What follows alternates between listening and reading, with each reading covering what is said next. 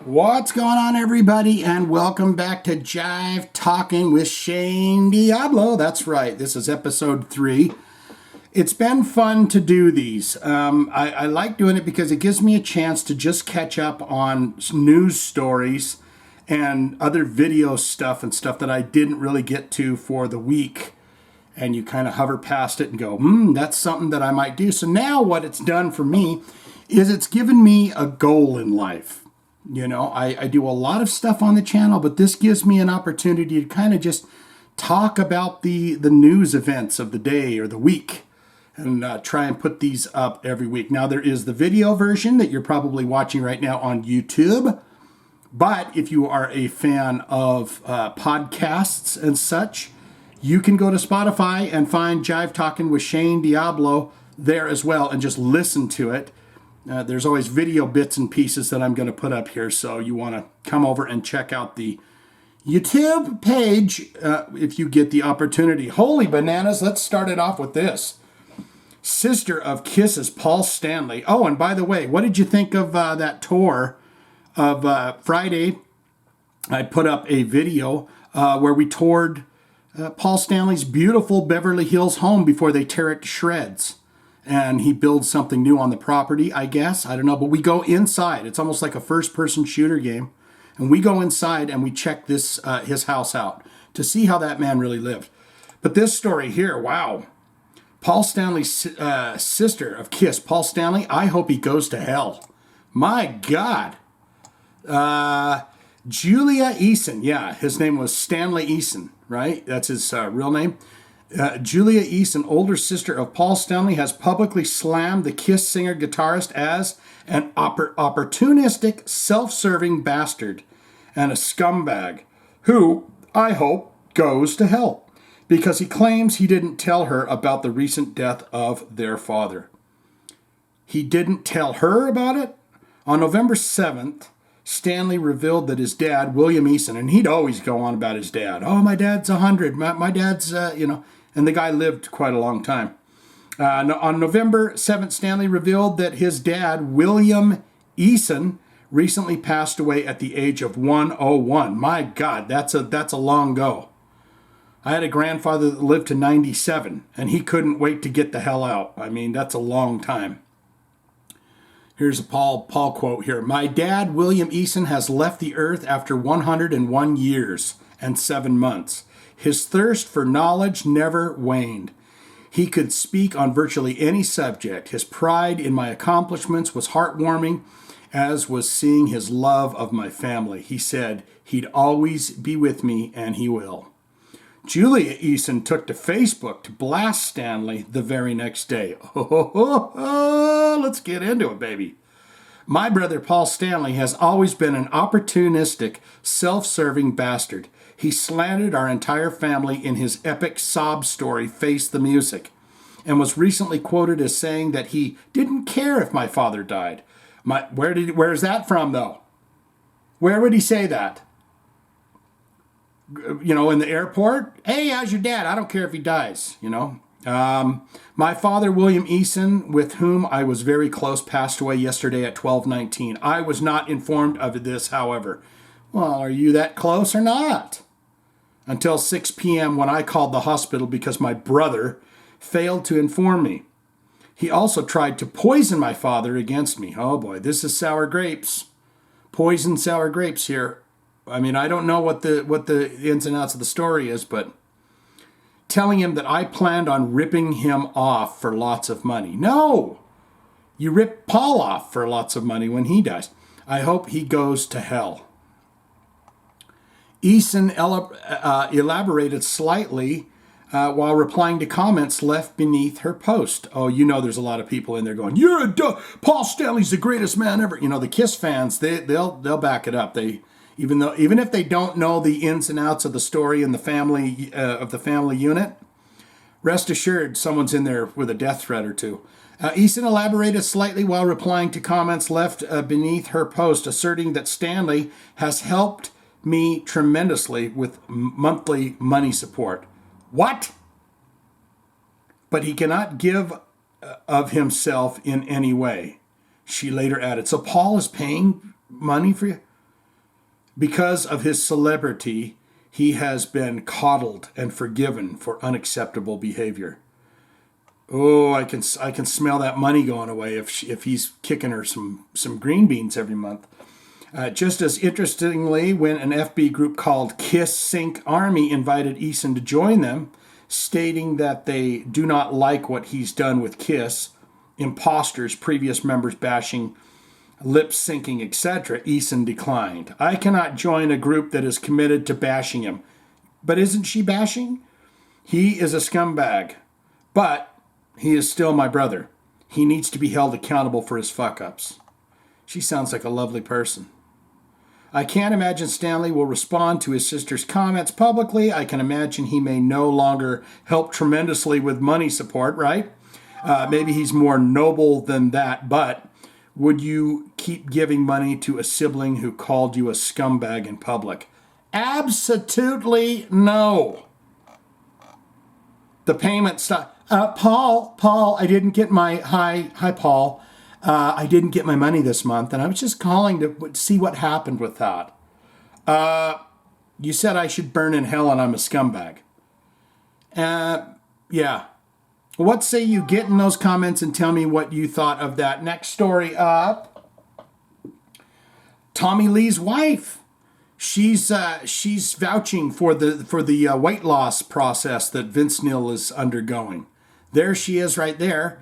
It almost looks like she's laying on a bed too. They do those selfies where they go like that. You lay on the bed and you push your arms out, so you can get that high shot. So it looks like you're a really sexy lady. And there's Vince, and he doesn't have any whiskeys or anything like that, but he does have some bottled water there, and he's got some kind of a belt around his waist, and he looks kind of happy as if he's getting some.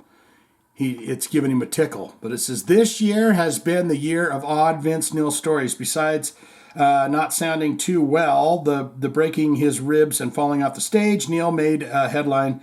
He promoted an ab fat burning machine a few months ago in an effort to get into shape for the Motley Crue big reunion tour last year. Brittany Furlan, that's who is the wife of Neil's Crue bandmate Tommy Lee, recently doubled down on Neil's endorsement in the post. Neil has revealed he's getting into shape with the help of M-Sculpt Neo.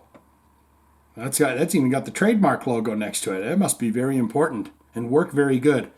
Which describes itself as a revolutionary, non-evasive fat burning and muscle building device that helps trim, strengthen, define, lift, and tone your body with incredible ease, combining high-intensity, focused electromagnetic energy with radio frequency energy to build muscle and reduce fat simultaneously.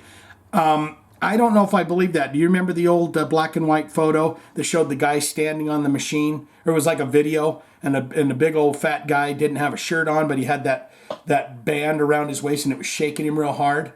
That's what I think of when I think of these kinds of products. I'm a fat person. I'm an overweight person, and I can tell you this: the only way that you lose weight is you don't drink things that will make you fat. You don't eat things that will make you fat, and you have to put in some exercise. That is the only way to do that. Sometimes when you're just laying around watching TV or something, and this happens to me. I'm rewatching The Sopranos. And, it's like that guy, Tony Soprano, is always eating. So you're sitting there watching a few episodes of it. Next thing you know, you go, I got to go downstairs and get some prosciutto. You're making yourself a big bowl of spaghetti before you know it, and then you scarf it all down. The marketing of the machine says The marketing for the machine says you can help you achieve your dream body without sacrificing your lifestyle. You have to sacrifice the lifestyle, folks, because who has time to spend hours at a gym? You don't have to spend hours. You can spend 30 minutes. You can go for a walk. Instead of getting in the car, you walk over to your favorite 7-Eleven shop or whatever. Certainly not Vince Neil. Watch the footage of the machine in action here. No, I don't want to click that. And then this is Furlan offered her own endorsement on Instagram. Okay, guys. Okay, so here's my honest review of M Sculpt Neo on the tummy.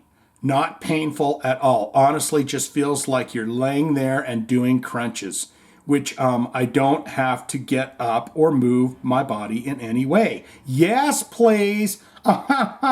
Girlfriend. Apparently 30 minutes is equivalent to 20,000 crunches. Now I want to try this. Afterwards, I felt like I definitely did a serious workout. Highly recommend. Can't wait to show you guys my 38 package. My 38 pack. So she's using it again.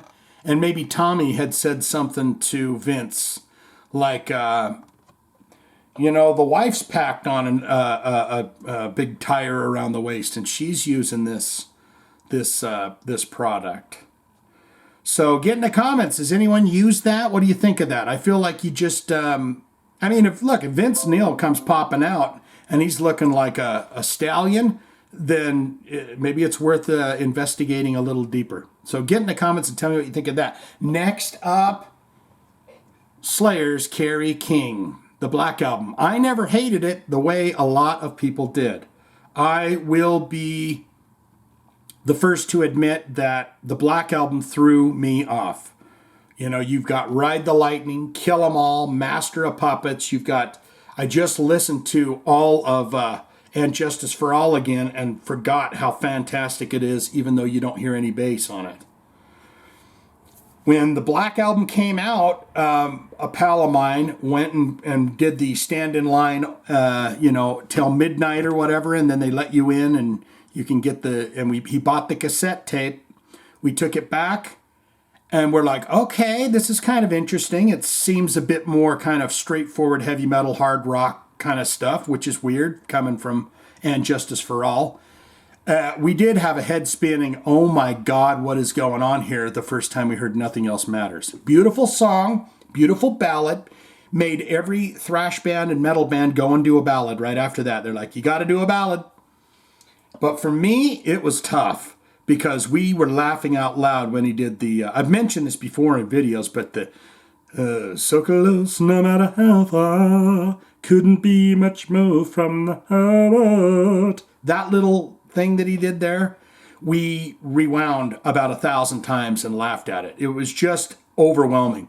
But the album ended up growing on me, and it grew on a hell of a lot of fans because they are the biggest heavy metal band of all time. Slayer guitarist Carrie King spoke to Metal Hammer magazine about Metallica's 40th anniversary and the relationship between the two bands, having emerged from the same early 1980s underground heavy metal scene in Southern California.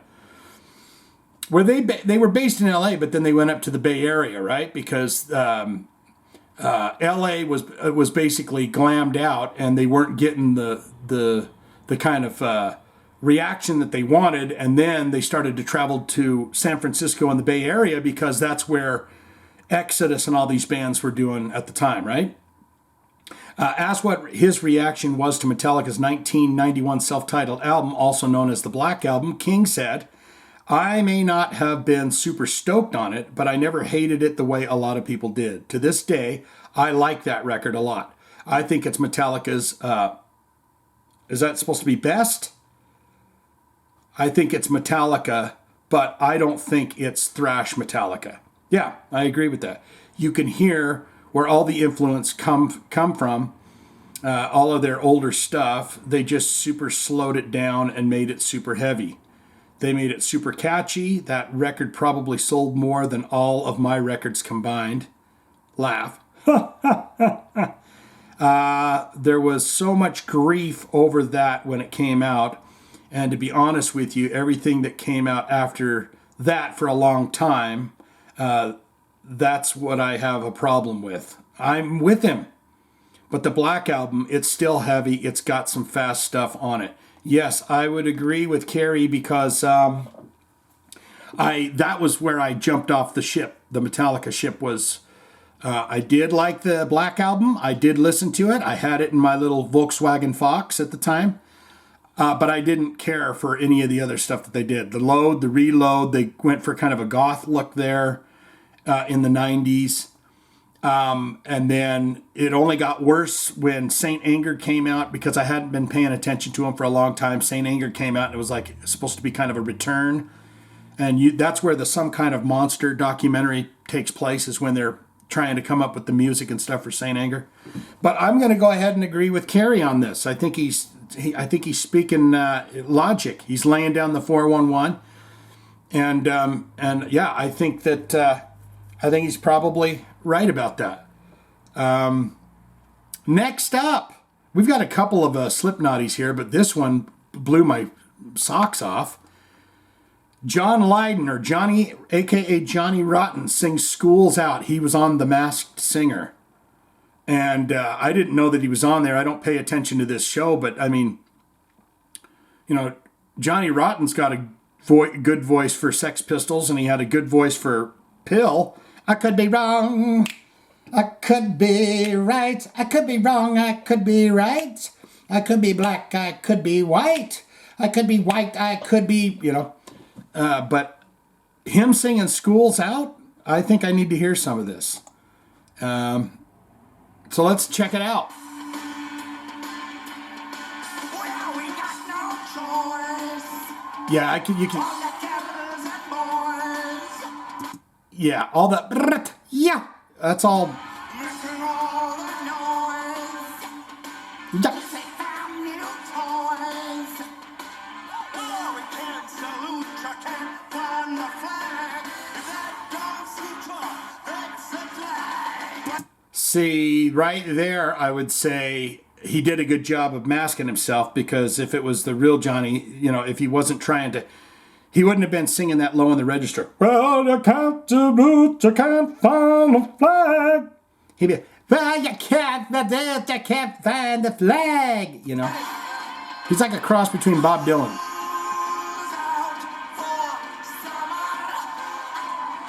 Did they figure out who he is in this one?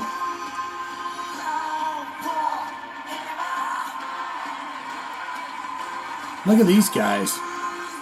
This fancy guy with a big flower on his shirt. What the hell is that? What? What's he doing? This guy's rocking out. He's enjoying the hell out of that. What the hell was that noise? My God, that sounded weird.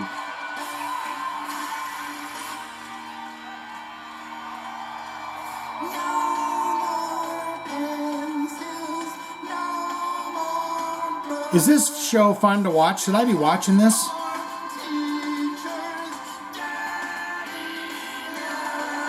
Look at this guy with the big flower lapel and shit. Is that Bobby Bublé? 'Cause you just haven't met you yet. You ever heard that song? It makes you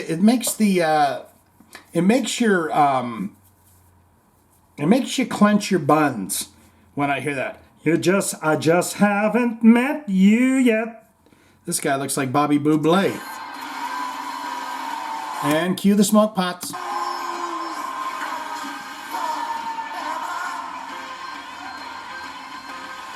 Ooh, I'd be curious to know what else he's saying. Oh, look at this guy. Jesus. And dude, come on, is it a 2-button day? He said it's a 1-button jacket day and a 2-button shirt day. Who is that guy? Is he like the new Magnum PI?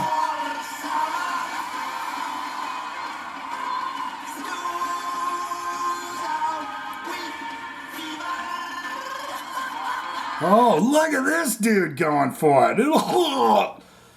Boy, I bet you that would be fun to be in the audience of this show. Because I bet you they say, if we pan that camera around you, we want you to act like the biggest dancing jackass that you could ever be. Those little tongue rolls and shit. Oh, God!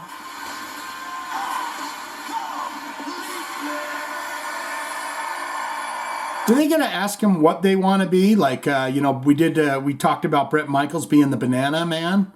Do they get to say, like, what would you like to be? And then we'll have them create the costumes for you? Do they... Is this just the performance, or does he take his head off?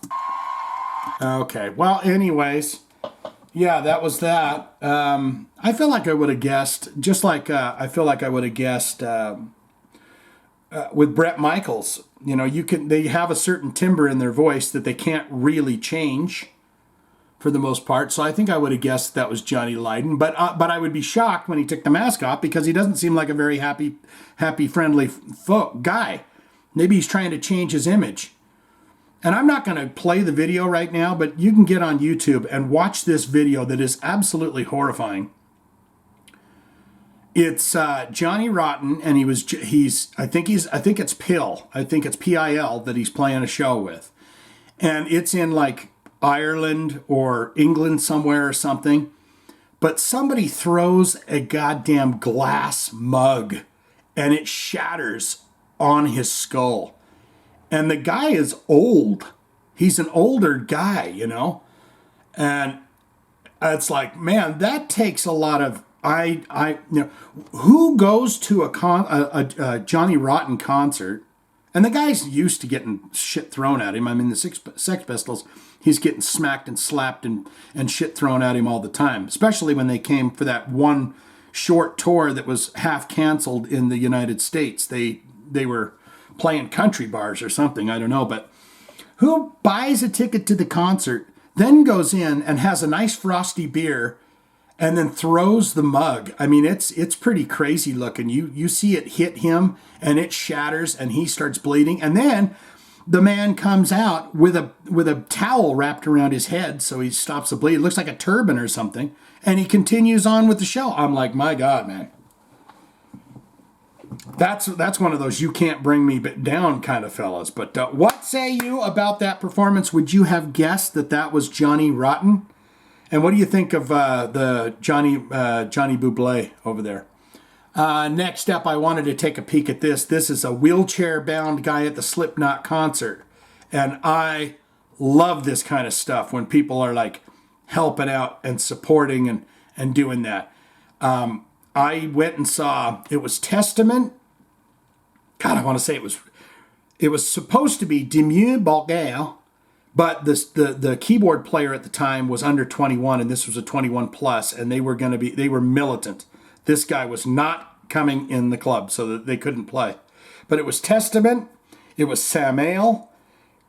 I want to say it was supposed to be Dimmu Borgir, and for some reason I want to say Revocation, but I don't think they were around at the time. But my point being, there was a guy there in a wheelchair, and I watched Chuck Billy, the big, massive monster of a singer for Testament, pick this guy up. He bends over and picks the guy up in the wheelchair. And of course, there were some people kind of lifting and helping, but he grabs this guy and brings him right up on the stage. So the dude is sitting there on stage while Testament played a song. And you just say, bravo. Bravo. So let's get into this. There's a little fella right there. This is on TikTok. I lost my brain. I did this. It says, a video has gone viral on TikTok showing a wheelchair-bound Slipknot fan having the time of his life, circle pitting at the band's big LA stadium show this past weekend. I have a video autopsy coming up, and it will be the first performance of the song The Chapeltown Rag by Slipknot. That's coming up, I think, Monday. Aided by two fellow maggots. The video was originally posted TikTok user I Lost My Brain and has racked up over 1.5 million views on the platform. The below Twitter version is almost at 100K views at the time of this posting. Watch it below. The video reinforces that the live music space should be safe space for all types of fans, and there is nothing better than losing yourself in the moment of music. I agree. Let's check this out. This made me cry. I love Slipknot's fan base. Let's see. Nice. Yeah, that's wonderful. What's he doing? Was he trying to get his Was he trying to get his phone out so he could take a snap photo of himself? That's very wonderful. I love seeing stuff like that. You know, no matter what, there's insensitive bastards. You know, the clip probably. How does TikTok work? Is that just like 15-second clips or something? I want to say it's something like that. Like you can't take too long of videos, but that's great. The fellow maggots are in the pit and they're helping him out, and he wants to be in the mosh pit. And by God, they're going to help him do it. I say that's wonderful. One more little bit of something that I was curious about before we get into the comments. I think there's a couple of comments from the last episode that we put up. Jay Weinberg's dog, that's the drummer for Slipknot. So there's two Slipknot-y fun bits for you. Isn't a fan of his new Slipknot mask. So Corey Taylor got a new mask, and the drummer, he made a new mask too. And his little dog there, Kim, or whatever it's called. We've got the video here, so we're going to look at it. But I want to. Recently at Los Angeles Knotfest on November 5th, Slipknot drummer Jay Weinberg unveiled his new mask. If you haven't already seen it, the ghoulish face looks like something that you'd come across in a nightmare. Following an evening gouging on extreme mature cheese, it's probably not surprising then that Weinberg's dog, Papaya, little Papaya, has taken much of a liking to it. He hasn't taken much of a liking to it. In an amusing and highly adorable new video, the Slipknot drummer shows his pet checking out the mysterious new object by placing the mask on the floor. Weinberg lets his smooth coat Brussels Griffin have a good sniff. What? Weinberg lets his smooth coat Brussels Griffin have a good sniff as she susses out the exactly the weird looking item could be. Yeah, dogs and cats, they do that. You throw anything on the floor, they're going to run over and smell it, look at it, piss on it, lick it, bite it, drag it off somewhere. Picking up the mask, Weinberg hovers it around his pet, who suddenly becomes even more frantic while racing around the room. Honestly, if we were face to face with that thing, we'd probably have the same reaction. Let's see. Is this it? Let's see. Yep. Just so you know I'm not fibbing, there you go. There's Jay Weinberg, and his avatar there is his new mask. Official new Jay Weinberg drum mask reaction video. My dog. She hopes you like it. Okay, let's see.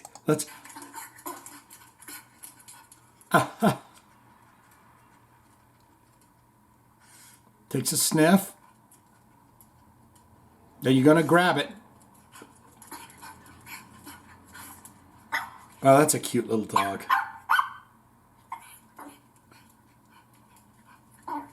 Oh, that is adorable. Oh, he's got a little froggy back there.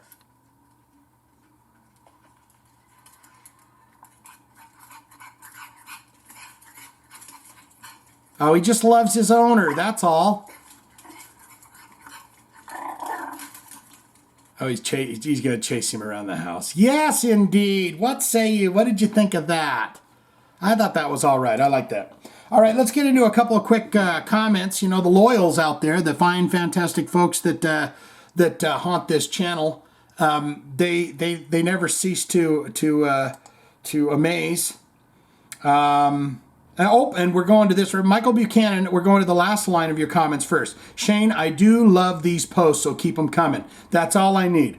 All I need is one or two of you to say, yeah, keep going with it, baby, because then I'm going to keep doing it. Because I like doing it. I like doing them. So let's see what Mike has to say here. From what I understand, and this goes with most metal bands, they don't like performing in the U.S. as they don't make the money. They can make touring Europe and all the festivals. Yeah, and I understand that. Now I wonder what Blackie will play as he's become a Christian. It's always made me chuckle when people recommend Wasp. When people ask what Christian bands should I listen to. Yeah, no shit, because this was a later later in life situation. Was he Christian on the Headless Children album, or was it right after that he started to go? When people ask me, Wasp, when people ask me about Christian bands, should I listen to? And I'm like, go listen to Animal and Harder, Faster. Yeah, Animal, Fuck Like a Beast was a very early song that they put out, and Harder, Faster. When people talk, I brought up the We Are Sexual Perverts, the Wasp thing before, but I didn't make that up. He says that on the live album. Because Tipper Gore and the PMRC, they say, now I read that they said that we are sexual perverts. And then they sing Harder, Faster. Ooh, harder, faster. He sang a lot of songs about sexing the ladies back in the day.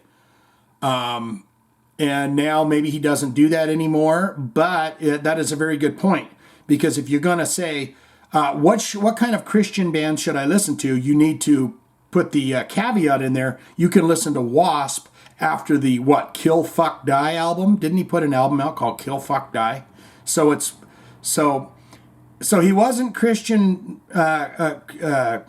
he wasn't a Christian metal guy on Headless Children, right? Because after that, he put out, that there was an album like an industrial kind of thing, called Kill, Fuck, Die, I think. And that might have been the album where he begged and brought, I know he brought Chris Holmes back for a little bit. So I agree with that. This is getting heart right away, bang. So Mike Buchanan, you're going to see that. And now let's go to the Miss Althea. Of course, Jeff down here, he's just putting in a request. See, he's part of the Patreon, and he doesn't message me through there. So what he's done here is, please do Blood Goods, Demon on the Run, Christian Metal Rules. So that's kind of apropos, right? That we're talking about, Mike talking about that, and I'd be curious if Jeff is a fan of the later Wasp stuff.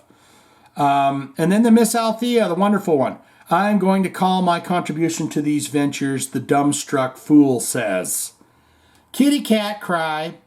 I cannot fully or truly comment on ghosts since I am not well read on them. However, I can say that Dan and I did see Halloween Kills.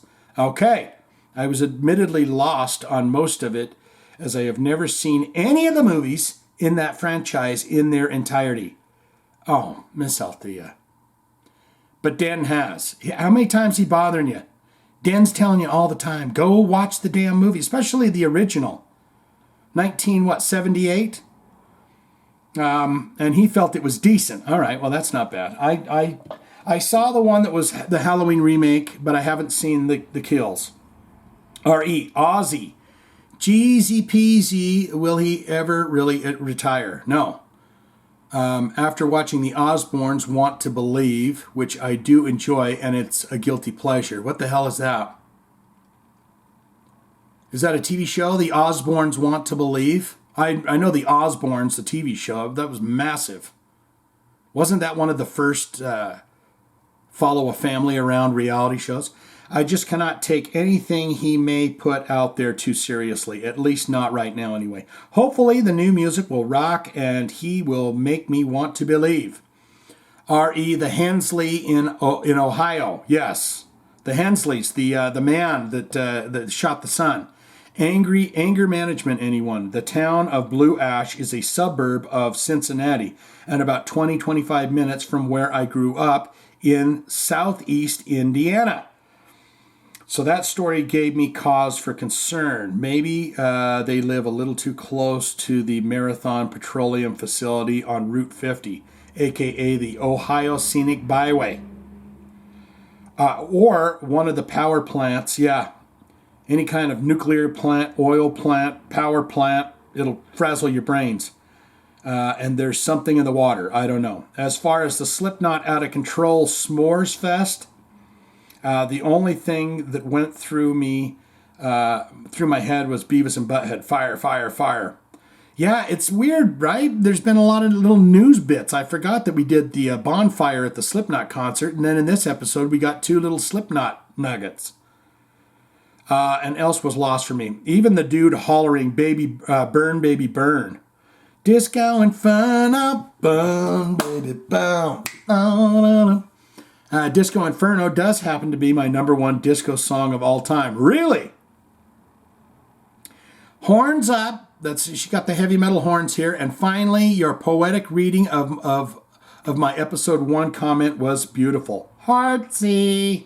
So there we have that. Would you like me to read your comment? I mean, I'm assuming that if it gets to be like 5,000 comments in there, I can't sit and read them all day. These things would be like an hour long, but maybe if we get more comments, we'll kind of pick and choose as we go. But there's the fine folks. All 3 of those fine, wonderful people are part of the Patreon too. And I love them deeply for that. They're wonderful, fine, fantastic folks that support this channel. So let's go back here to a picture of Paul Stanley. And we can imagine his sister, Susan Eason or whatever. What was her name? Julia Eason, telling him, "You're a scumbag, Paul. Burn in hell." That's all I got. Swinging in, loving you so much. Check in, tune in. Lots of goodies coming up this week. Lots of requests coming in this week. If you're a fan of Buckethead and Skillet and Mastodon and a whole lot of other stuff, maybe some Strapping Young Lad, tune in to what we have going on the YouTube channel for the coming week. That's all I got. I love you so damn much. Take good care of yourself. Be happy, be healthy, be well. Be courteous and kind to other folks if you can do it. Say hello to someone you might not have said hello to before. That's all I got. Swinging in and loving you so much. Here we go. Burn, baby, burn. Disco Inferno. Burn, baby, burn. Oh, yeah. Burn, baby, burn.